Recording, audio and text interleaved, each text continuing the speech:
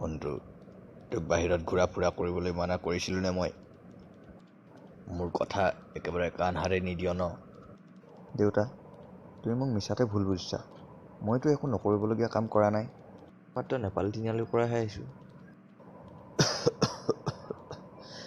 এনে কি বিশেষ কাম আছিল যে তই নেপাল তিনিআলি যাব লগা হ'ল? বিশেষ কাম একো নাছিল, সৰু বস্তু এটা লৈ আনিলোঁ, তাতে যিহে দাম কৰিছে। খবৰদাৰ, আজিৰ পৰা কলৈকো ওলাব নোৱাৰিবি। কিন্তু কিয় দেউতা? কি কিয় হা?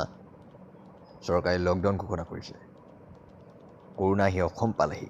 দেশৰ কি পৰিস্থিতি হৈছে তই গম পোৱা নাই? আকৌ কিয় বুলি প্ৰশ্ন কৰিব আহিছ? চোৱা দেউতা, তোমালোকে মিছাতে বেছি ভয় খাইছা। অসমতহে হৈছে, আমাৰ ইয়াততো হোৱা নাই। আৰু এতিয়াতো গৰম দিন আহি গ'ল। চোৱা দেউতা, কালি মই ফেচবুকত পাইছোঁ যে তাপমাত্ৰা যিমানে বাঢ়িব ধৰিব সিমান সোনকালে কৰোণা ধ্বংস হৈ যাব। তোমালোকে এইবোৰ ফেচবুক হোৱাটছআপ নচলোৱাতো, গম নাপাবা। এইবোৰ চব উৰা বাতৰি। হ'ব, বেছি কথা ক'ব নালাগে। এই ফটোখন লৈ চা। ইয়াত দুজন অধিক জ্ঞানী মানুহ আৰু দুজন সাধাৰণ মানুহ নাওখনত বহি আছে।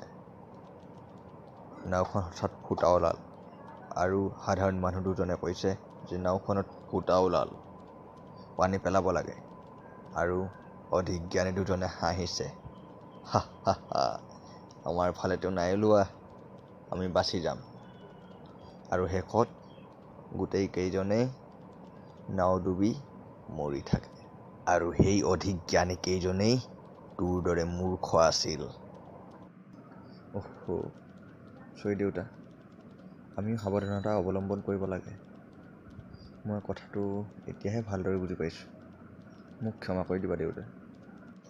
হ'ব, আৰু লকডাউন যেতিয়ালৈকে নুখুলে ঘৰৰ পৰা বাহিৰলৈ নোলাবি।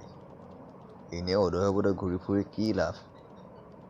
খুব আপত লৈ চাচোন, মোনহঁতৰ ঘৰৰ পৰা মাছ নি সিহঁতৰ পুখুৰীত মেলিছে আৰু তাকে আপডাল কৰি আছে।